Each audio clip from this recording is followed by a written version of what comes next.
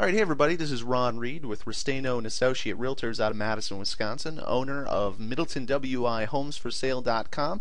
Today what we're going to be talking about is the Middleton, Wisconsin area. We're going to be talking a little bit more on the statistical side of things here today, such as demographics and things of that nature. But as you can see here on your screen, I took this shot with my iPad earlier today, which is a Google Earth view of Middleton, Wisconsin. It's kind of a cool little view there, showing the belt line as it kind of comes around and wraps around Middleton. But to kick us off, first that we're going to be talking about is the population, estimated around 16,601 the last time the census was taken anyway. You can see how there's been a very steady incline of population since the 80s, so within the last 30 years, and a slight almost decline in the last 10 years. The one down here at the bottom, you can actually see the population age versus the total population.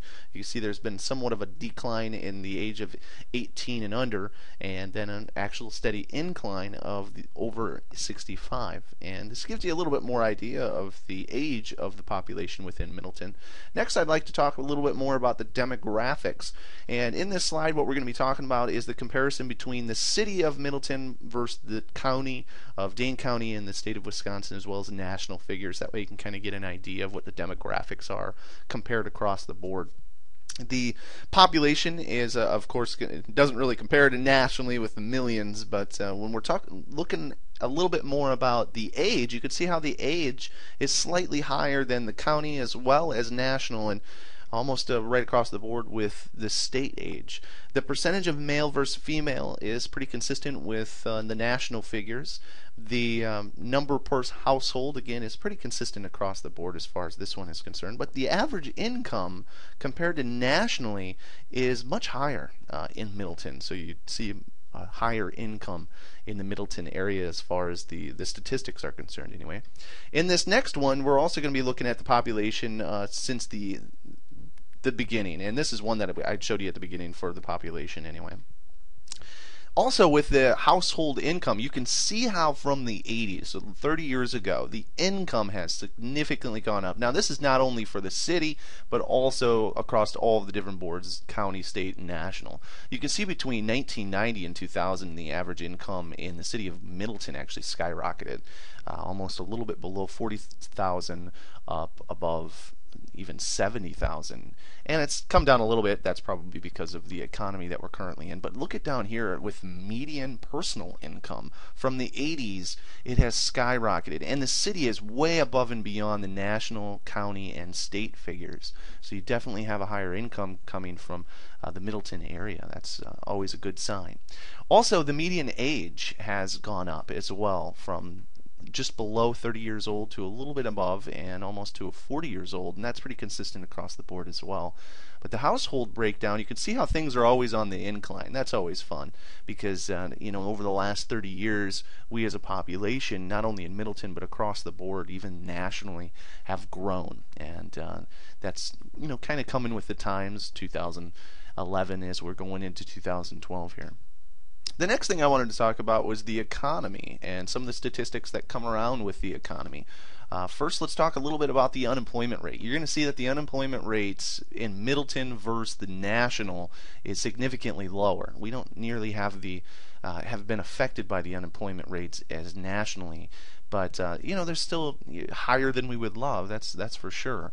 The recent job growth, and this is actually across the board on pretty much all of them, it's down, but it's not down nearly as much as it is on a national level as far as job growth. Now, future job growth, on the other hand, is way up. It's actually very comparable with Dane County, but slightly higher than the state, as well as much higher than the national as far as job growth or future job growth. Now, when we're talking about sales tax, we're actually lower than national as well here in the city of Middleton. The income tax, however, is just slightly higher, and that's actually consistent all the way across the state of Wisconsin. Now, the cost of living index is higher, however, in Middleton than it would be in the county or the state or even nationally, and it is a little bit higher to cost of living in the city of Middleton. Now, on this next slide, what I wanted to do is give you a little bit more of a bar graph to show you over the last 10 years the unemployment rate. You can see how it's been kind of steady, and then when that whole debacle happened in 2008, unemployment did take a pretty big spike nationally. Now, the county and the city of Middleton is right behind each other here. Not nearly as bad, but you can still see how there was a spike there. And that's the same with job growth and how it kind of started dipping down between 2006 and 2008 and has consistently went down. Now, the job growth you could see here at the very end as we're going forward from 2010, and at the time of this recording is actually in 2011, and we're actually coming back up as far as job growth, so that's always a good thing. This next slide shows you a little bit more on the bar graph side of things as far as the economy and some of the things that we've been talking about here. You can see that Middleton's in a better situation than the county, state, and national, except when it comes to the cost of living, of course. It's slightly higher. Not too much higher, but just slightly higher. The next thing I wanted to talk about is housing. This is probably one of my favorite subjects because I'm in real estate. But let's talk a little bit about the housing side of things. The average age of a home is 30 years old in the city of Middleton, and that's actually pretty consistent all the way across the board as far as the average age of a home. The average age of a home in the state, however, is higher than the county and even nationally. Now, the percentage of owned versus rent versus vacant, you can see how Middleton is lower than most as far as the percentage owned. That's actually a statistic that shocked me even a little bit. And the percentage of rent is higher, and so that's something to take a look at. And knowing that the rent to own now, basically, and when we're in the economy that we are now, which is a buyer's market, we're always going to see more renting than owning. But this is good information to definitely have. This is also a bar graph, or more of a line graph, I should say, when it comes to the housing statistics, to kind of give you an idea across the board how these numbers look on a line graph. You can see that the median home value in Middleton is much higher than it is nationally or even statewide, as the average cost of a home in Middleton is much higher. The home appreciation, this one is very shocking as well, because as appreciation peaked in 2005, nationally it just started to tank, and we're starting to kind of level off, but it's continuing to drop nationally. But look at here, when you get into Middleton, it spikes. So home appreciation is spiking back up in the city of Middleton, as we're not nearly as affected by the economy as many other areas, many other parts of the state, as well as parts of the nation. The next thing I want to talk about is education. This is always a great topic, definitely if you have children. The education of the city of Middleton is high school graduates is much higher than you would see in the county, state, or national. So you definitely have a lot more high school graduates in Middleton than we would see. Nearly twice four-year college than on the national level, 30% versus 15.7. The graduate degree, we've got 21%, and you compare that to the national average, it's skyrocketing much, much higher. And students per teacher is pretty much across the board, almost city, county, state, and nationally. So a graduate degree is definitely something that is very, very much welcomed in Middleton. Now, the education of high schools, the Middleton High School as well as the Middleton Alternative High School, and grades 9 through 12, there's just shy of 1,900 students in the Middleton High School at the time of this recording, and just shy of 100 in the alternative school.